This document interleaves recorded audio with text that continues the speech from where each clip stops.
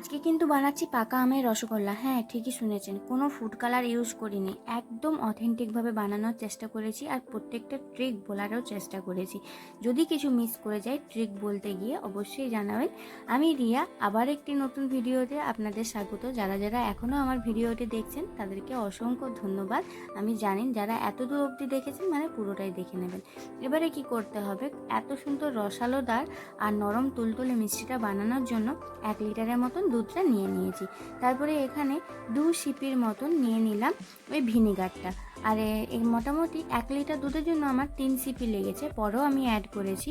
আর দিয়ে দিলাম এখানে 2 সিপির মতন জলটা অবশ্যই দিতে হবে ভিনিগারের সঙ্গে। দেখবেন যারা মিষ্টির ছানা কাটায় কিংবা পনির করে তারা কিন্তু এভাবেই এই ভিনিগার বা লেবুর মধ্যে জলটা মিশিয়ে তখনই কিন্তু ছানাটা করে। আর একটা যখন ফুট এসে যাবে তখন দুধটাকে বন্ধ করে দেবে। তারপরে গ্যাস থেকে নামিয়ে হোক বা উনুন থেকে নামিয়ে খুব সুন্দরভাবে আস্তে আস্তে করে দিতে হবে আর একদিক থেকে নাড়তে হবে। দেখবেন কত সুন্দর ছানাটা কেটে গেছে। এখন কিন্তু আমার উনুনটা একদমই বন্ধ, আমি বন্ধ রেখে কিন্তু ছানাটা কাটাচ্ছি। তাহলে কি হবে, খুবই স্পঞ্জি একদম ছানাটা রেডি হয়ে যাবে। হয়ে গেল মোটামুটি ছানাটা কাটানো, কিন্তু আমার মনে হচ্ছিল আরও একটু দিলে ভালো হয়, এই জন্য আরও 1 সিপির মতন অ্যাড করেছি। ওই যে বললাম না 3 সিপির মতন নিলাম, এই আবার পরে অ্যাড করলাম। ব্যাস, এইবারে আমার মনে হচ্ছে ঠিক হয়ে গেছে। এবার কি করব, এরকম যখন সাদাটে ভাপ হয়ে যাবে এটাকে এখন ঠান্ডা হতে দিই। গরম গরম তো আর ব্যবহার করতে পারছি না। ওই আধ ঘন্টা পরে এসে গেলাম। তারপরে একটা ছাঁকনির মধ্যে পরিষ্কার কাপড় পেতে জলটাকে ড্রেন করে নিয়েছি। ঠান্ডাও হয়ে গেছে মোটামুটি। তো ছানাটাকে ড্রেন করে নেওয়ার পরে এরকম খুব ভালো করে একটা বেলন চাকির দ্বারা আমি এটাকে চেপে রাখবো। বেলন চাকি হোক বা ভারী কোনো শিলনোড়াতেও চেপে রাখতে পারেন। তবে যদি পাকা আমের রসগোল্লাটা না করেন, শুধু ধরুন রসগোল্লা করছেন, তাহলে কিন্তু আর চেপে রাখার দরকার নেই, শুধু ঝুলিয়ে রাখলেই হবে। এমনি কোনো একটা সে বেসিন, সিঙ্ক বা কোনো একটা জায়গায় ড্রেন করা যাবে জলটাকে, সেরকম কাপড়টাকে বেঁধে খুব ভালো করে ঝুলিয়ে রাখলেই চলবে। যেহেতু আমি পাকা আমের রসগোল্লা করব, তার জন্য আমি কি করছি, এখানটায় একটা শিলনোড়া কিংবা ওই বেলন চাকিটা দিয়ে দেবো। একটা নিচে প্লেট নিয়ে নিয়েছি। যদি একদম কিচেন প্ল্যাটফর্মের উপরে দিই তাহলে কি হবে, ওই জলটা একদম কিচেন প্ল্যাটফর্মের চারিদিকে ছড়িয়ে যাবে। এই জন্য একটা প্রথমে বাসন নিয়েছি থালার মতন, তারপরে একটা প্লেট দিয়ে দিয়েছি। মিনিমাম আমি 1 ঘন্টা মতন রেখেছিলাম। দেখুন এতটাখানে জল বেরিয়েছে। আর এখানে দেখুন আপনাদেরকে পনির রেসিপিটাও দেখিয়ে দিলাম কিভাবে আমি বাড়িতে পনিরটা রেডি করি। কত সুন্দর পনিরটা রেডি হয়ে গেছে দেখুন। শুধু আপনাদেরকে দেখাবো বলে আমি এই প্রসেসটা করলাম। আর পাকা আমের রসগোল্লা করার জন্য কিন্তু অবশ্যই এরকম চেপে রাখবেন, তাহলে জলটা বেরিয়ে যাবে। কারণ পাকা আমের মধ্যে তো অনেকটা পরিমাণে জলটা থাকে, তো সেই জলটা কিন্তু ছানাটা অ্যাবজর্ব করতে পারবে না। যদি এমনি রসগোল্লা বানান, আমি আগেও বললাম যে ওটাকে এমনি নর্মাল 2 ঘন্টার মতন ঝুলিয়ে রাখলেই চলবে।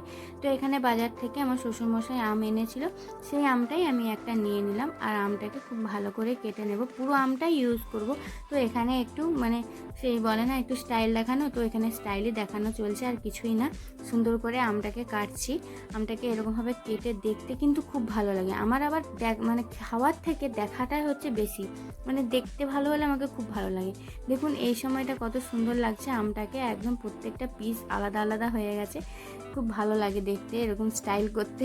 সে যাই হোক, এখানে মোটামুটি আমি সব ছালটাকে ছাড়িয়ে নিয়ে একটা ব্লেন্ডিং জারের মধ্যে এটাকে পেস্ট করে নেব। খুব ভালো করে এখানে এর পাল্পটাকে বের করে নিয়েছি আর পেস্টও বানিয়ে নিয়েছি। আর এই যে এখানটায় আমি একটা ছাঁকনির দ্বারা এই আমের পাল্পটাকে বের করে নিচ্ছি।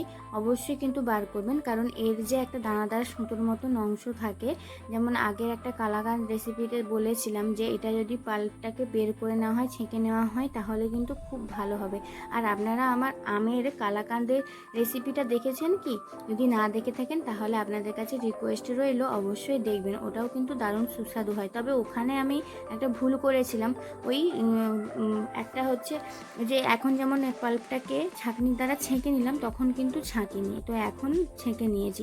ছেঁকে নিয়ে খুব ভালো করে ওটাকে একদম মাখো মাখো টাইপের মেরে নিয়েছি। অবশ্যই কিন্তু এই প্রসেসটা করতে হবে। আমটাকে খুব ভালো করে একটু মেরে নেবেন গ্যাসে, তারপরে এখানে দেবেন। মোটামুটি ওই 1 থেকে 1.5 চামচের মতন পাল্প বেরিয়েছে, মানে ছানাটার মধ্যে এখানে দিয়ে দিলাম আমটাকে। আর খুব ভালো করে হাতের এন্ড পার্টে আমি যেমন করছি ওরকম কিন্তু ছানাটাকে মথে নিতে হবে। একদম মসৃণ করে নিতে হবে। প্রথমটা খসখসে মনে হবে, তেল লেগে আসবে না, মানে ছানার মধ্যে যে ঘিটা থাকে সেই ঘিটা বেরোবে না।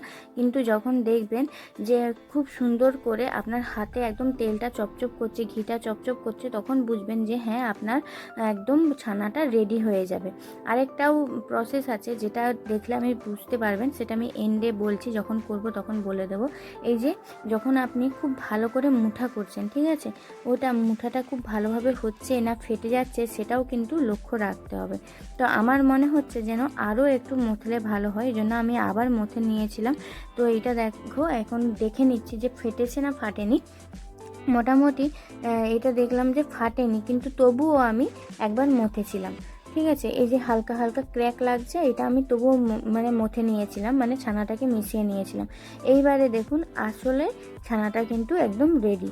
আরেকটা জিনিস দেখাচ্ছি, খুব ভালো করে কিন্তু চেপে চেপে মানে হাতের মুঠোটাকে করে নিতে হবে, তারপরে হালকা হাতে গোল করবেন, দেখবেন সুন্দরভাবে আপনার এই গোলাকারটা রেডি হয়ে যাবে।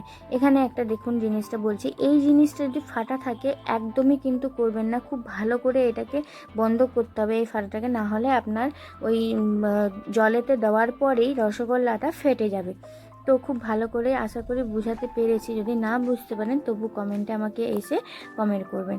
তাহলে দেখুন কত সুন্দর আমি রেডি করে নিলাম বলটা, একদম মসৃণ টাইপের বলটা হবে, কোনো ফাট থাকবে না।